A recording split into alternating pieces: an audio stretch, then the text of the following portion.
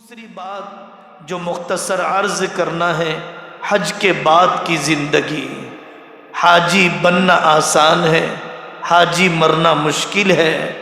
جن اعمال کا اہتمام حجاج کرام نے حج کے زمانے میں کیا، نماز وہاں بھی فرض ہے، نماز یہاں بھی فرض ہے، پردہ وہاں بھی فرض ہے، پردہ یہاں بھی فرض ہے، سود لون بیاج وہاں بھی حرام ہے، یہاں بھی حرام ہے، اور گالی گلوچ کا کرنا حالت احرام میں بھی حرام ہے، یہاں پر بھی حرام ہے۔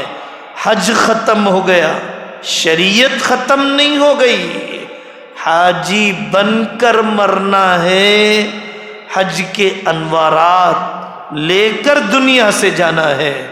حضرت رسول اللہ صلی اللہ علیہ وسلم کے شہر میں حاضری ہوئی، اب ان کے چہرے کی طرح اپنا چہرہ، ان کے لباس کی طرح اپنا لباس، ان کی شادیوں کی طرح اپنی شادیاں، ان کے گھروں کی طرح اپنے گھر۔ عرفات کے پیغام کو نہ بھولنا، مینا میں دعوت کا کام کیا جانا چاہیے، مزدلفہ میں اللہ سے قرب بڑھنا چاہیے، عرفات میں اللہ کی معرفت مل جانی چاہیے، اور آدمی کے احرام کھولنے سے پہلے اس کے گناہ دھل جانے چاہیے، جیسے کہ ابھی وہ اپنی ماں کے پیٹ سے نکلا ہے، ورنہ تو وہ تفریح کر کے آیا، تربیت لے کے نہیں آیا، ہوائی جہاز میں گھوم کر آیا، عبادت کر کے نہیں آیا۔